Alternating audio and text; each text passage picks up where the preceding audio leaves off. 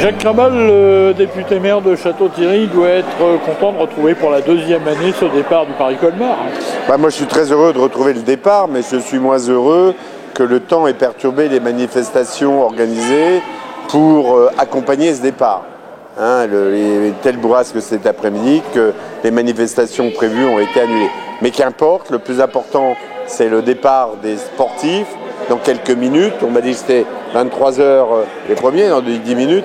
C'est une tradition que nous souhaiterions pouvoir ancrer, pérenniser, parce que pour nous, l'épreuve Paris-Colmar est liée à l'histoire de la marche, de Château-Thierry.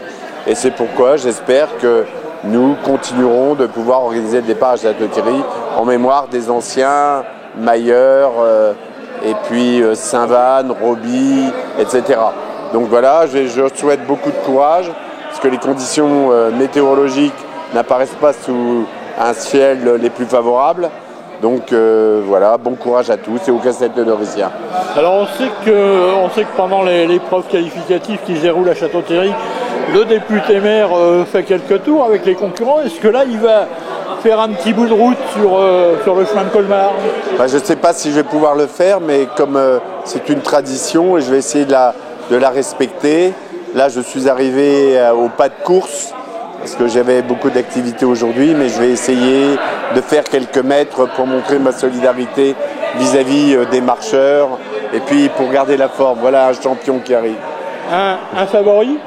Non, je n'ai pas de favori, mais ceux qui gagnent, ce sont déjà ceux qui partent, parce que c'est une tellement belle épreuve, une épreuve du dépassement de soi, une épreuve du courage et puis de l'amitié entre les marcheurs.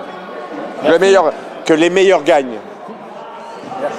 Zoltan, qui a remporté les 28 ans de Roubaix à plusieurs reprises, il a également gagné à Château-Thierry. En 5e position, nous aurons Pascal Bunel de Château-Thierry, donc de Neuilly-sur-Marne, la ville de départ de ce Paris Neuilly-sur-Marne Colmar. Et en 9e position, c'est donc elle n'a pas pris le départ, donc voilà, ça y est. Celle qui partira donc en dernière position, c'est notre ami, donc, Fab.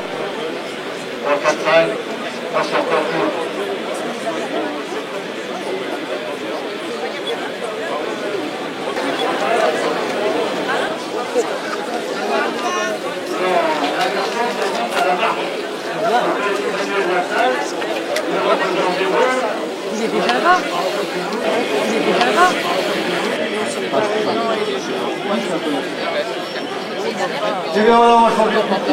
3h30. 23h, 5h14. 23h, 12, 29.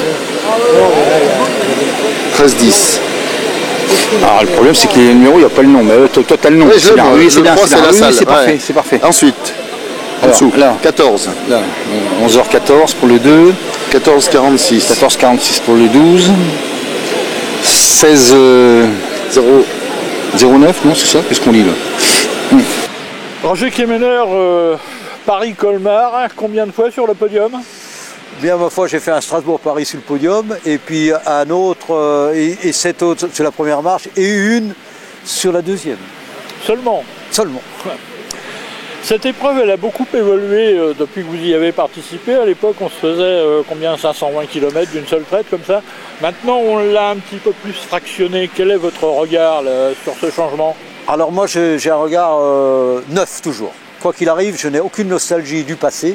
Et tout ce qui est fait pour la marche m'intéresse toujours. Et même si c'est un changement, je n'ai aucune nostalgie du passé. En long, en large, en travers, ça ne change absolument rien, car quoi qu'il arrive, c'est une compétition. Et quand on dit compétition, ça veut dire il faut y aller. Est-ce que Roger Kemener a un favori pour cette édition 2014?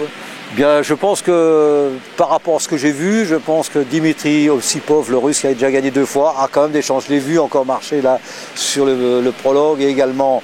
Donc il a des bonnes chances d'être vraiment bien. Fabrice Henry évidemment est parti vite, mais j'ai du mal à imaginer que ça va tenir jusqu'au bout. Merci.